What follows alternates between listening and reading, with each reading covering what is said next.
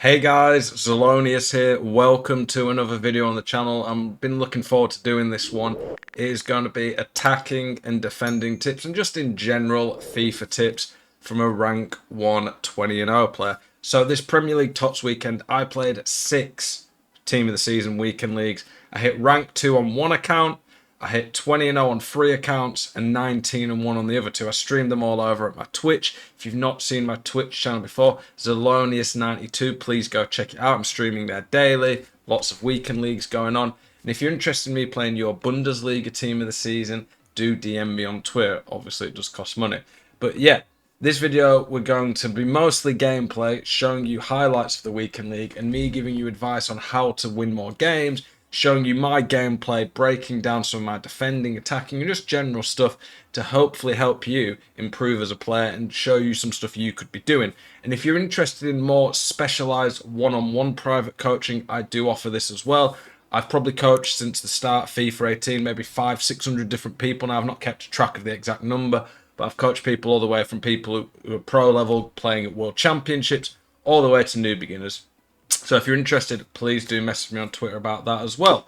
But yeah, we're starting off with the team. Now that my team genuinely is good, but it is, I would say it was maybe, I probably played 11 or 12 teams better than mine this weekend league.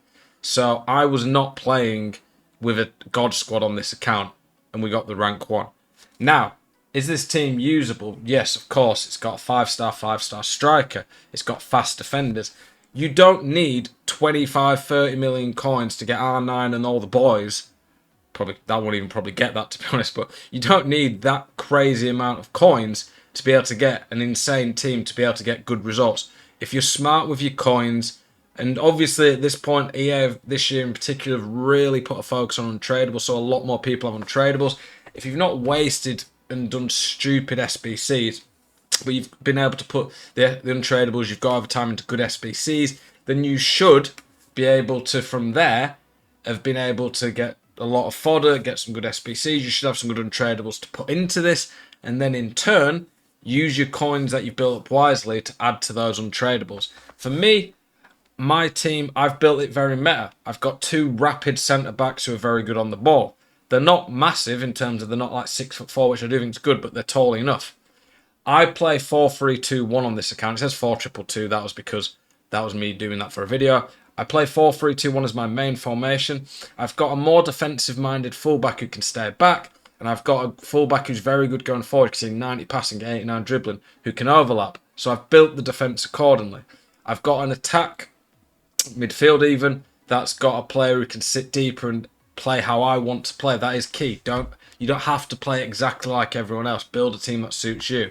But you do want players that are going to be met. All my midfield are very quick. I've got a 96 and 95 pace midfielder. I've got one who can stay back, spray the ball about. And then the attack, all of my attackers have 5-star skills. This is huge. This allows me to be unpredictable. And then my central striker, my most important attacker, has 5-star, 5-star. And on top of that, I've got very good impact subs. So if I need them late on in a game, I've got them ready to go. I'm not going to go into my tactics. I do a lot of tactics videos on the channel. If you want to see my complete tactics setup, do go check it out. I posted that, I think it was a few days ago, or I think it was Monday maybe. I'm not sure, but it'll be on my YouTube if you go look at my recent videos. But let's get into some gameplay where I can break down how I play and things that you could be doing. And I'll also point out maybe some mistakes I make or that the opponent makes that you should avoid as well.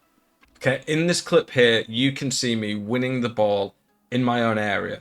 He's done a through ball, I've read it, and now I am defending. Well, I've gone from defending to attacking, and you can watch how I build up and score all the way from basically my penalty spot. So here, I go out wide. I don't mess around with my centre-back. I see a lot of people do stupid passes, try to dribble about. I go out wide, generally speaking, unless someone is all-out press, your full-backs, wing-backs, whatever you're playing, are nearly always available. So using them is good. I play a safe pass. Okay, now I'm looking where the space is. I'm not forcing the ball forward to my attackers. If it's on and I think I can counter-attack, I will do it. But I'm playing where the space is building up properly. There. I've got a lot more space now. Here, I go this way because I know in this formation my fullback overlaps. So it means that he's going to have to track him. And if he doesn't, or my opponent makes a mistake, switches to him, I've got a through ball over there. He's run at me at a bad angle, so I know now with Kaka that I can sprint. Reading what your opponent's doing and interpreting what space that gives you is really important. And I know, like I said before, this guy's not going to come get me because he has to mark him. And if he does, I just through ball up to Lam. So I go to the space. There's not enough space now. He's tracked it well, so I turn back. I protect the ball.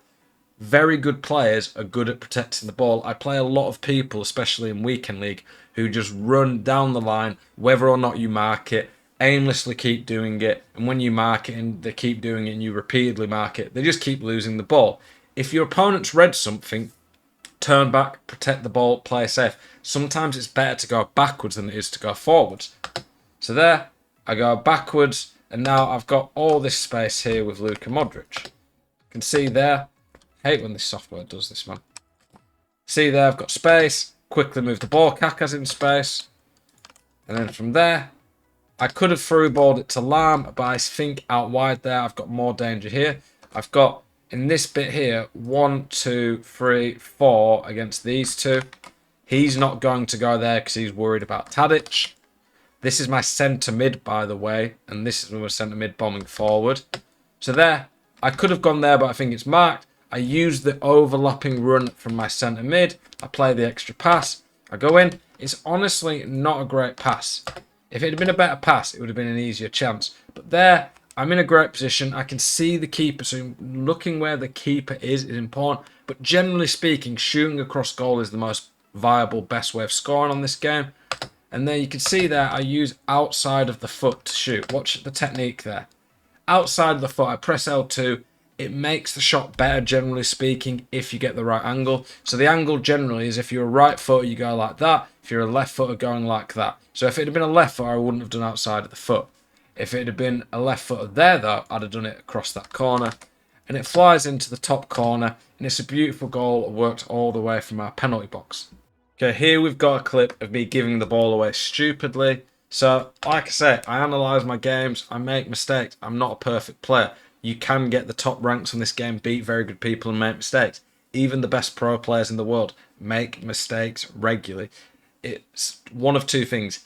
How consistent you are and how many mistakes, one of three things, how many mistakes you can avoid making. But then when you make a mistake, how do you recover and react to it? A lot of people, when they make mistakes on this game, panic and make a bigger mistake. So here, I forced the ball. Honestly, I probably should have gone there, used the radar, and gone to this guy at the bottom, just done a long pass down to him. Bad by me, should not be forcing the ball there to the striker. Here, he gets through my midfield quick. There wasn't really much I could do because I've given the ball away so badly, and I'm in a bad position here. So what do? A lot of people there just dive in, and then they're in on goal. I react, knowing that I have to cover that. It's a good ball roll and extra pass by my opponent, and there a lot of people would just let him pass, turn, shoot. Here, I switch quick. And then what I've got my men behind the ball. I've not dove in. I've not completely committed to one option. I'm holding jockey. And when you hold jockey, that's the L2 button. It opens your body up, allows you to turn quicker, and also increases your block chance. So when you're holding jockey, if someone shoots, you have a much higher chance of blocking the shot, especially when you're manually controlling the defender. I end up blocking the shot. Whereas a lot of people, what would have happened here, I see this regularly, is there, they would either overcommit to him running there and go there, and then he would just run in and shoot.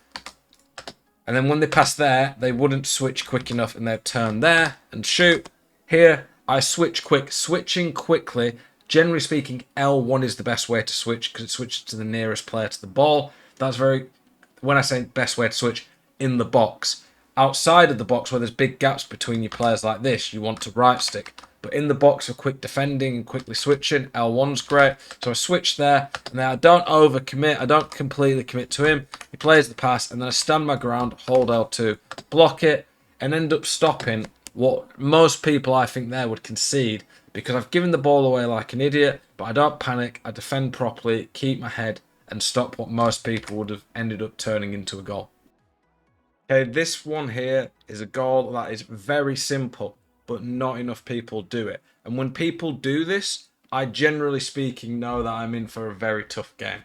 It is using skill moves to get speed boosts to catch people off guard. So here, I'm using Lone R9. I used him for about 10 to 15 games of my Champs to try help me out.